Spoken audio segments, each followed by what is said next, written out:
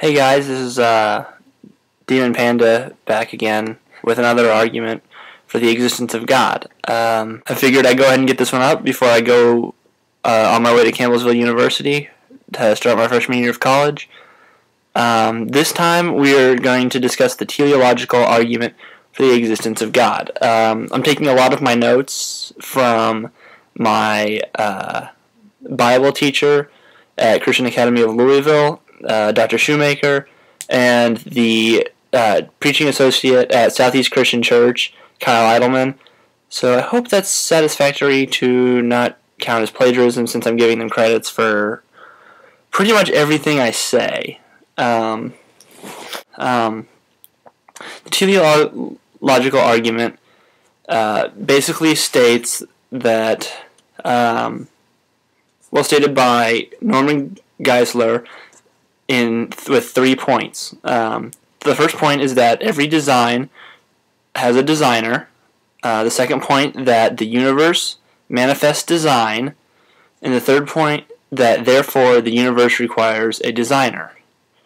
The first point that I'm going to go about trying to prove or give evidence for is that every design has a designer.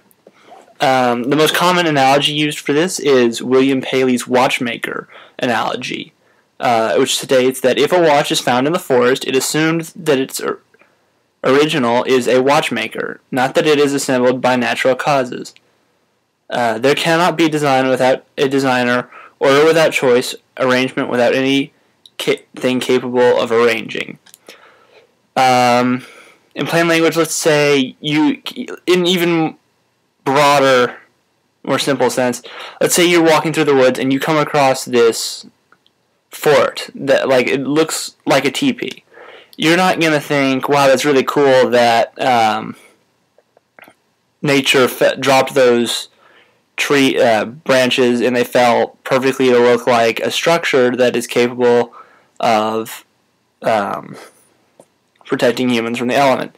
No, of course you're not going to think that. You're going to think, wow, I wonder who made that, or what kids were out here and built that little fort for themselves. And the universe is so much more complicated than that. I know it is possible eventually that somewhere in the world some sticks are going to fall perfectly to make a teepee, but that's it's like a 1 in a million chance for something that simple as some limbs falling off of a tree to form a teepee. I'm not sure what else to add to that. I haven't heard a lot of argument on the point that every design has a designer. I've heard more on the second point, that the universe manifests design.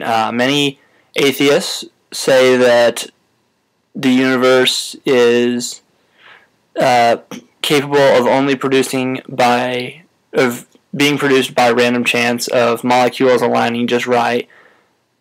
But I'm going to, my preacher, Kyle Eidelman at Southeast Christian Church, taught on this a few weeks back, and he gave some really cool statistics just about how the universe couldn't possibly have been created by chance, and how it really manifests design.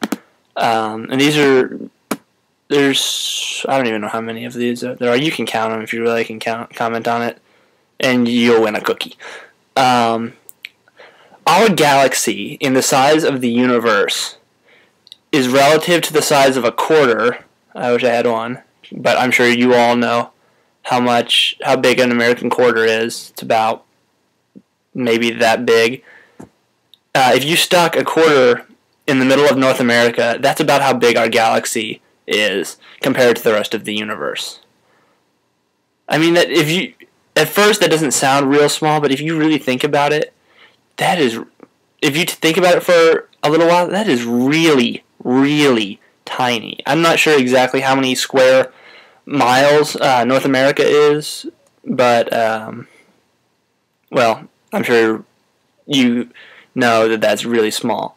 The odds of having a habitable universe that will support life have been conservatively estimated at 1 in 100 million billion billion billion, or 10 with 53 zeros behind it. I don't even think that would fit on the screen if I tried to put that in there. At least not in one bar, maybe in 3 or 4. Don't critique me for that. If our location to the sun was 5% closer, we would all be incinerated and unable to. The Earth would be unable to support life. And if we were 10 to 20% farther from the sun, it would not be able to support. We would all freeze. We live in a spiral galaxy, which is not that uncommon. There's about 15% of known galaxies are spiral galaxies, but our positioning in that galaxy is perfect. Our solar system is located between 2 arms of a spiral galaxy. I'm sure most of you are familiar with what a spiral galaxy looks like.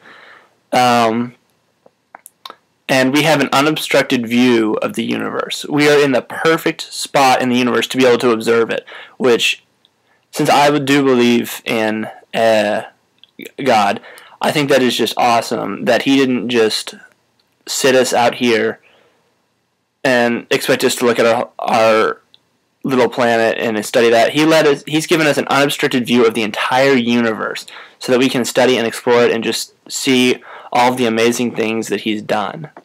Back to our points. The location of Jupiter protects, and can't read my notes there.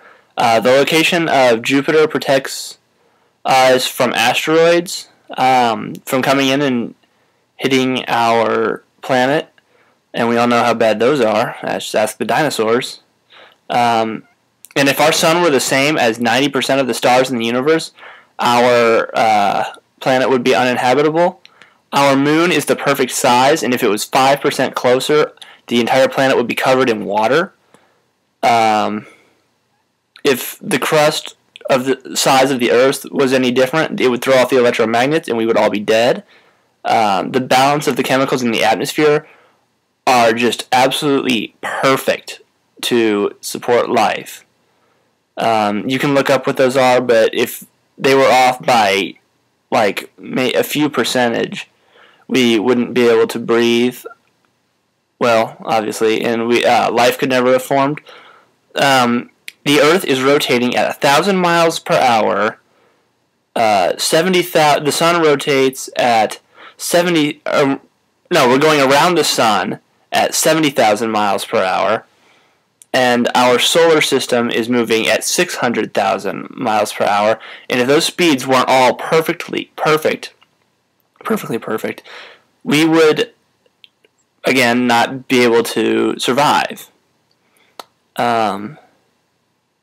And every 18 I can't tell if that's miles or minutes, the Earth moves 1/9 of an inch, and if it were to move any more, it would than that. When it's going around the Sun, we would all probably be toast, or we would all be toast. You can also look at it this way. When someone wins the lottery, we attribute that to luck, as high as that is. And then let's say they won the lottery next time. And then they won the lottery next time. And then they won the lottery the next time. It was around for 200 times in a row. I really doubt that anyone, even the strongest atheist, is going to say, well, it's possible that it's chance.